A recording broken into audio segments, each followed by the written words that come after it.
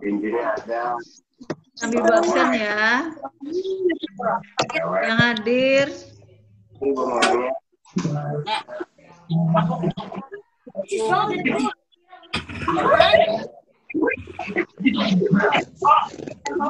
Ya, sambil kenalan ya. Udah kenal sama Ibu? Udah kenal belum? Udah ya? Iya, jadi kita semester ini ketemu dengan kalian pada mata pelajaran PPKN ya. Berapa nih? Nah, jadi hari ini kita membahas tentang sejarah perumusan Pancasila sebagai dasar negara. Udah siap?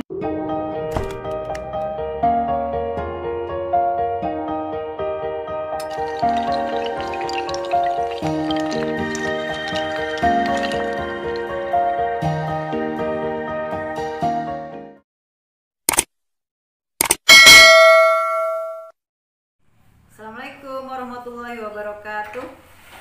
Jadi hari ini kalian simak dulu ya video yang ada ini tentang sejarah perumusan Pancasila sebagai dasar negara. Sekarang kalian simak dulu ya videonya baik-baik. Nanti akan dijelaskan sedikit dan di akhirnya nanti akan ada pertanyaan. Pada tanggal 8 Maret tahun 1942, Indonesia menjadi wilayah pendudukan Jepang. Hal ini terjadi setelah dilakukannya perjanjian Kalijati. Perjanjian yang dilaksanakan di Kalijati, Subang, Jawa Barat. Perjanjian tersebut menyatakan bahwa Belanda atau Hindia Belanda menyerah kepada Jepang dengan sebuah tiga, yaitu Jepang Pelindung Asia, Jepang Pelindung Asia, dan Jepang Cahaya Asia. Pemerintah pendudukan Jepang mencoba bagi bangsa Indonesia.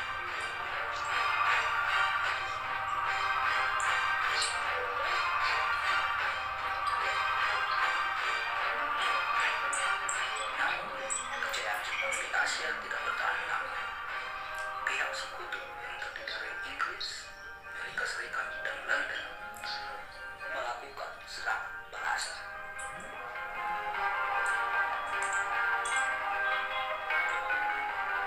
Alhasil, sejak tahun 1944, posisi Jepang dalam perang Pasifik terus membesar. Pertahanan Jepang sudah ramai. Banyak kota di Indonesia diserbu oleh sekutu. Iya, nah tadi sudah kalian simak kan isi videonya. Jadi pada tanggal 8 Maret 1942 itu Indonesia resmi menjadi negara yang diduduki oleh Jepang. Nah kemudian dengan adanya perjanjian Kalijati, maka Jepang resmi menduduki Indonesia. Tetapi setelah itu Jepang tidak lama bertahan di Indonesia. Kenapa? Karena negara sekutu masih dendam ya dengan Jepang. Negara apa saja tadi? Negara apa? Inggris, Amerika, dan Belanda. Jadi negara itu tetap memiliki dendam ya dengan Jepang. Kemudian Jepang hanya beberapa tahun di Indonesia. Kemudian kemenangan Jepang di Asia tidak bertahan lama karena negara-negara tadi tetap dendam terhadap Jepang. Nah kemudian beberapa pulau yang ada di Indonesia itu diserang oleh negara sekutu. Pulau apa saja yang diserang ya? Pulau Manado, kemudian Papua. Nah itu jatuh ke tangan sekutu. Ya kita lanjut ya.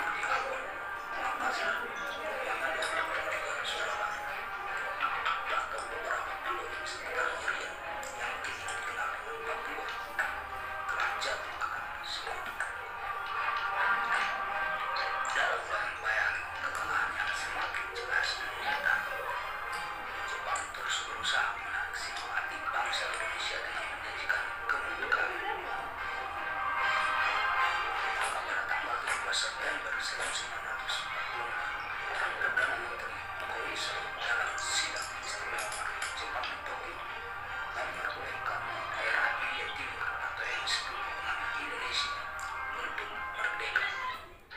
Nah, iya. Kemudian dengan keadaan tersebut, Jepang ingin menarik simpati kepada bangsa kita dengan janji-janji ya, janjinya ingin memerdekakan Indonesia. Nah, jadi dia menarik simpati dengan memberikan janji. Maka pada tanggal 17 September 1944 itu Menteri Koiso dalam sidang istimewa Parlemen Jepang, beliau memperbolehkan daerah Indonesia atau Hindia Timur itu merdeka. Nah, jadi selanjutnya maka Indonesia dijanjikan satu kemerdekaan. Nah, makanya itu pada tanggal 1 Maret 1945 sesuai bertepatan dengan ulang tahun Kaisar siapa? Kaisar Jepang, maka BPUPKI dibentuk. Jadi tanggal 1 Maret 1945 BPUPKI dibentuk. Apa kepanjangan BPUPKI? BPUPKI adalah Badan Penyelidik Usaha Persiapan Kemerdekaan Indonesia atau BPUPKI. Dalam bahasa Jepang apa yo? Ayo apa? BPUPKI disebut dengan apa? Iya, Jokuritsu Jumbiko Sakai ya dalam bahasa Jepang. Kita lanjut ya. Selanjutnya, Letnan Jenderal Tamakichi Harada, pemimpin militer di Jepang pada saat itu, berusaha meyakinkan bangsa Indonesia tentang janji kemerdekaan. Sebagai realisasinya, pada tanggal 1 Maret 1945, Badan Penyelidik Usaha Persiapan Kemerdekaan Indonesia atau BPUPKI. BPUPKI dibentuk dengan tujuan menyelidiki berbagai hal dalam segala bidang kehidupan yang diperlukan sebagai persiapan pembentukan negara merdeka, yaitu Indonesia Merdeka. Iya. Nah, jadi pada tanggal 1 Maret dibentuklah BPUPKI. Nah, kemudian apa tujuan BPUPKI dibentuk? Apa ya? BPUPKI dibentuk dengan tujuan menyelidiki berbagai hal dalam persiapan kemerdekaan. Maksudnya segala bidang ya dipersiapkan. Nah, jadi BPUPKI, ada yang tahu siapa ketua BPUPKI? Iya betul, Rajiman Widyo Diningrat. Itu dipilih sebagai ketua BPUPKI pada saat itu ya. Jadi kemudian setelah itu BPUPKI mengadakan sidang. Nah, berapa kali BPUPKI mengadakan sidang? Dia dua kali. Nah, jadi diketuai oleh Rajiman Widyo Diningrat. Kemudian BPUPKI pernah mengadakan sidang 2 kali. Ada yang tahu tanggal berapa sidang BPUPKI yang pertama? Masih ingat?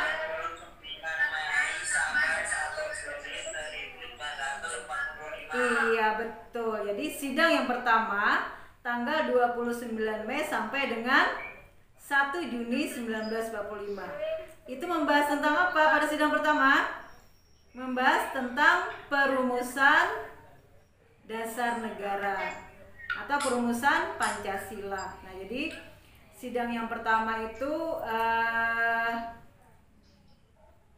terjadi selama 4 hari. Nah, siapa saja?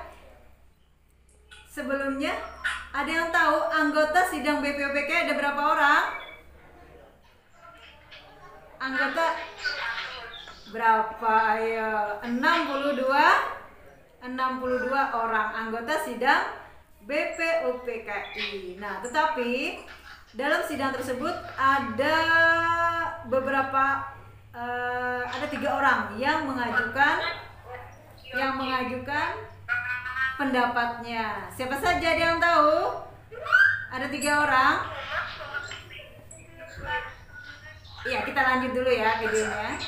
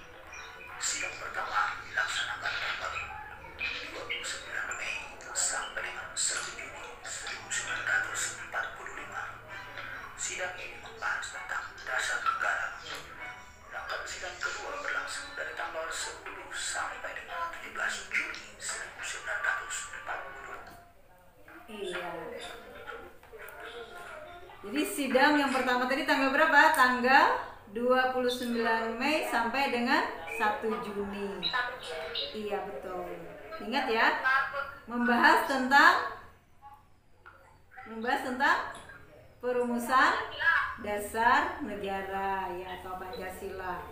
Nah, dalam sidang tersebut ada 3 orang yang aktif memberikan pendapatnya atau pidatonya. Siapa saja orang-orangnya? Muhammad Yamin, betul. Kemudian siapa lagi? Supomo, iya betul. Siapa lagi? Ya, Soekarno. Ya, jadi Soekarno pada hari terakhir mengajukan pendapatnya. Jadi ada 3 pendapat tadi kan. Nah, kemudian 3 pendapat tadi itu tidak mungkin semuanya dipakai sebagai dasar negara, tetapi itu dirumuskan lagi pada sidang berikutnya ya. Nah, jadi kemudian sidang BPUPK yang kedua tanggal berapa?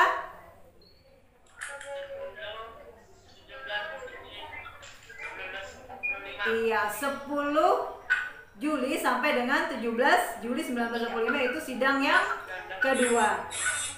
Ada yang tahu tanggal berapa sidang maksudnya membahas tentang apa sidang yang kedua? Membahas tentang apa? Tentang perumusan Undang-Undang Dasar 1945. Iya, betul. Kita lanjut ya. Membahas rancangan Undang-Undang Dasar. Selain itu, terjadi pertemuan-pertemuan tak resmi oleh panitia kecil di bawah BPUPKI. Sidang pertama yang dilakukan oleh BPUPKI dilaksanakan di gedung Chuo Sangin, Jalan Pencampuran Jakarta, yang kini dikenal sebagai Gedung Pancasila dan menjadi bagian dari kompleks bangunan Kementerian Luar Negeri Republik Indonesia. Sebenarnya sidang ini telah dibuka pada 28 Mei 1945. Namun, pelaksanaan pembahasan baru dimulai esok harinya. KLT Rajiman Radio Trans selaku ketua sidang menyatakan perlunya suatu dasar negara. Selanjutnya, beberapa anggota sidang menyampaikan pendapatnya tentang rumusan dasar negara. Rumusan yang disampaikan memiliki perbedaan antara satu dan lainnya. Walaupun demikian, rumusan tersebut tetap berangkat pada kepribadian dan gagasan besar dari bangsa Indonesia sendiri. Selain itu, rumusan tersebut didasari sejarah perjuangan dan semangat nasionalisme.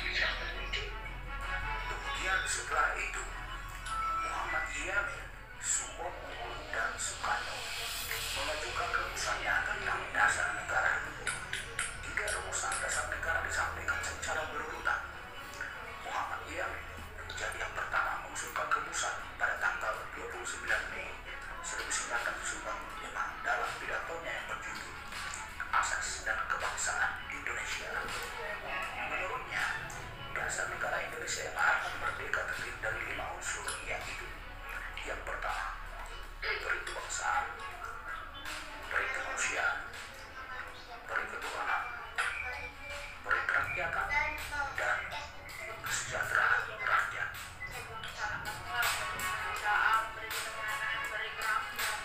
Rumusannya tersebut kemudian disampaikan secara tertulis dalam rancangan Undang-Undang Dasar Negara Republik Indonesia. Rumusannya berbunyi,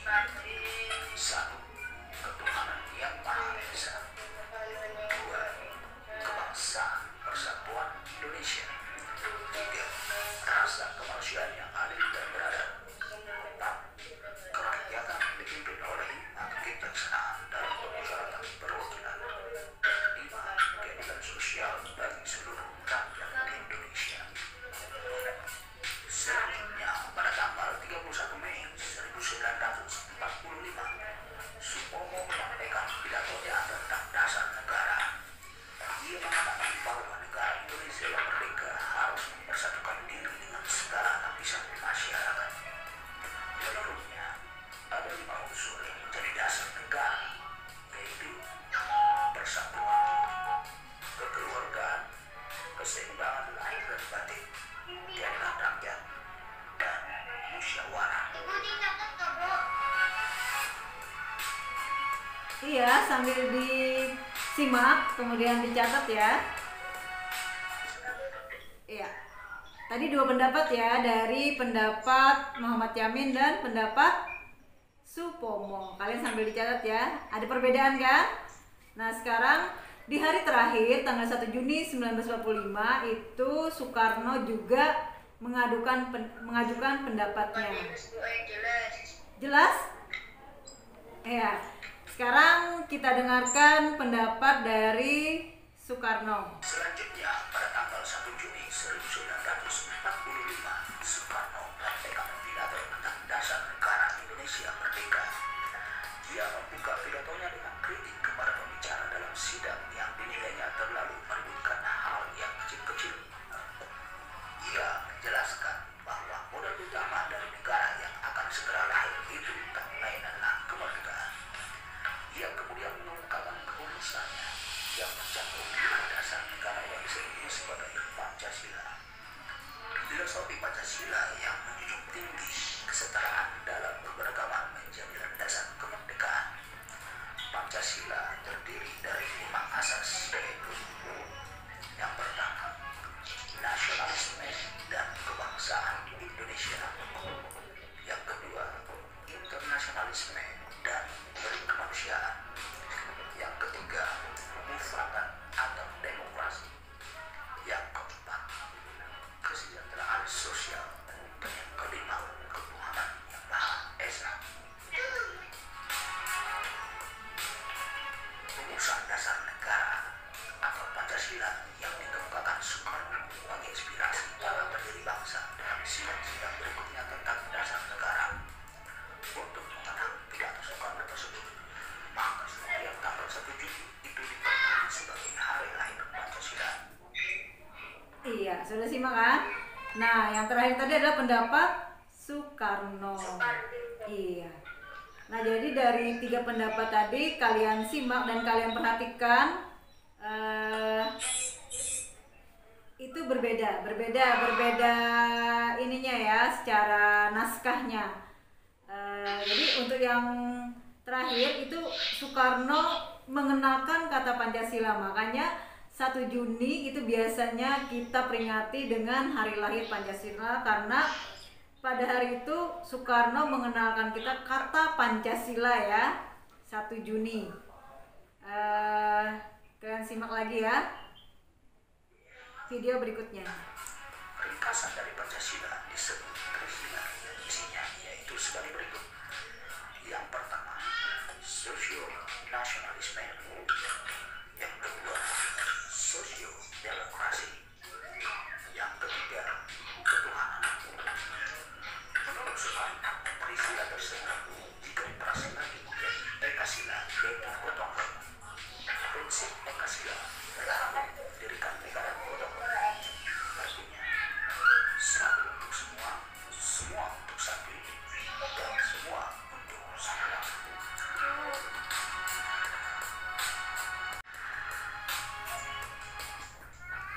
Iya. Jadi videonya udah selesai ya. Nanti Ibu kasih pertanyaan. Menyimak semua kan? Gimana? Iya. Nah, jadi ada beberapa pertanyaan dari video yang sudah kalian saksikan.